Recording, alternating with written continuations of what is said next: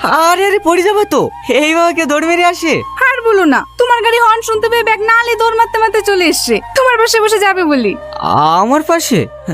সাহেব বসে পড়েছে যে। আমি তোমার পাশে বসে যাবো না, স্কুল যাবো না। তাই বললে হাই, স্কুল যাওয়া না কেনে? পড়াশোনা করে বড় অফিসার না হলে তোমার আব্বু আমার স্বপ্ন পূরণ করবে কি করি? সাহেব তুই পিছনে বস। না, আমি তোমার সাথে যাবো না, আমি রাজা কাকুর সাথেই যাবো। আজকের দিনটা আমার সাথে চলো, আমি তোমার স্কুলের সামনে দিয়ে যাবো। না না, আমি যাবো না। ও যখন যেতে চাইছে না, তুমি আর ওকে জোর করো না। এই ছেলেটা খুব ভালো ছেলে তো, পাড়া সব বাচ্চারাই ওকে অনেক ভালোবাসে। রিয়ার আসতে তো দেরি হলো কেনে? ওর আব্বু বলছিল আজকের দিনটা আমার সাথে চলো, ও তো কোনো মতে যেতে রাজি না। বাপ মেয়ের কথা কাটাকাটি করতে কি দেরি হয়ে গেল। সাবধানে নামে দিও রাজা। টোটো থামাও। কি কেনে? যেটা বললাম সেটা করো। আমি যেই দিনই তোমার টোটোতে যাই তুমি সেই দিনই আমাদেরকে ভ্যালভ্যাল করে তাকিয়ে থাকো। কি সমস্যা তোমার? হ্যাঁ আমি কিনে তোমার দিকে তাকাতে যাবো? তুমি তাকাওনি? না না। একদম মিথ্যা কথা বলবা না। তুমি যদি আমাদেরকে নাই তাকাও তাহলে আমি মিথ্যা কথা বলছি নাকি? হ্যাঁ বলতেও তো পারো। লা ধরো। আরে আরে তুমি আর যাবা না নাকি? না, আমি হেঁটে চলে যেতে পারবো। সরি সরি, আমি তোমার দিকে তাকিয়েছিল, আমার ভুলে গেছে। আমি আর কোনোদিনও তোমার দিকে তাকাবো না। ওকে সত্যি সত্যি আমাদেরকে কোনোদিন তাকাবে না। রাজা। হ্যাঁ বলো। কিছু মনে না করলে তোমাকে একটা কথা বলবো। কি কথা?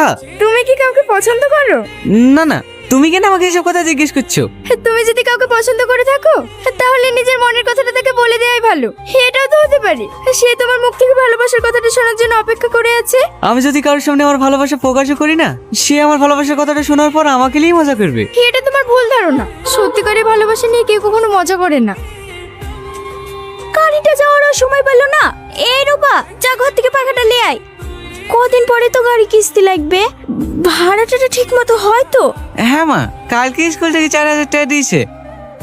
আর এদিক ওদিক থেকে ভাড়া মেরে ভালোই ইনকাম হয়েছে। তোকে আবার কোন মুখে বলবো? রূপার প্রাইভেট মাস্টার কদিন ধরে টাকা চাইছি। আমার কাছে তো টাকা পয়সা কিছুই নাই, তুই যদি দিতি। একটা কথা বলো তো মা, আমি কি তোমার ছেলে না? আমার কাছে টাকা চাইতে লজ্জা করছো কেন? রূপা, ঘরে আমার মানি ব্যাগ আছে, যা লাগবে লিলিস। ঠিক আছে ভাই। রাজা, তোর বাবার তো খুব ক্রিটিক্যাল। আজ বসে ফোন করে একটা গাড়ি ম্যানেজ করতে পারলো না। তুই একটু টুকটুকলি তাড়াতাড়ি চ না ভাই। হ্যাঁ আর একটু কষ্ট করে ভাবি, সব ঠিক হয়ে যাবে, কিচ্ছু হবে না। ভাবে কি আর একটু কষ্ট করতে বলো, আমি 5 মিনিটের মধ্যে বুঝতে যাবো। মন খারাপ করো না ভাই, সব ঠিক হয়ে যাবে। আমি বাইরে বসছি, কোনো সমস্যা হলে আমাকে ডাকবা। রাজা, বলতেও কেমন লাগছে। তোর কাছে কিছু টাকা হবে? আমার কাছে 1,000-2 মতোই আছে। কমনে কত খরচ হবে?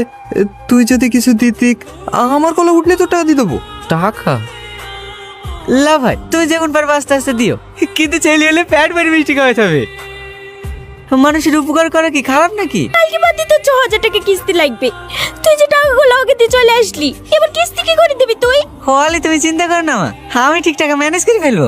বলি দিলে ম্যানেজ করে ফেলবি, কতগুলো টাকা কালকের বাদে তুই কোথায় পাবি? মা, স্যার আজকেও টাকার কথা বলছিল। হলে তুই চিন্তা করিস নি, তুই মাসটাকে বলে দিস, আমি সব টাকা দিয়ে দেবো। তুই তো ভালো করেই জানিস তোর আব্বা মরে যাওয়ার পর থেকে আমি তোদের 2 ভাই বোনকে খেয়েই না খেয়ে মানুষ করেছি, কারণ একটাও ব্যাকা কথা শুনতে দিইনি। কাল সকালে আবার কানে দুটো লেগে সুমন্তের দোকানে বন্দুক দিয়ে 10,000 টাকা নিয়ে আসিস। না না মা, তোমাকে কানে বন্দুক দিতে হবে না, আমি ঠিক টাকা ম্যানেজ করে ফেলবো। আজ তুই যাদের লেগে এত কিছু করছি, দেখবি তোর বিপদের সময় তুই একটা মানুষকে পাশে পাবি না। কিরে রাজা, তুই আজকে টোটো স্ট্যান্ডে? আজ রবিবার না চাচা, স্কুল বন্ধ যে। স্কুল বন্ধ থাকলে তো আমি এদিক ওদিক ভাড়া মেরে বেড়াই। ভালো ভালো, বাড়ির সবাই ভালো আছে তো? হ্যাঁ চাচা, সবাই ভালো আছে।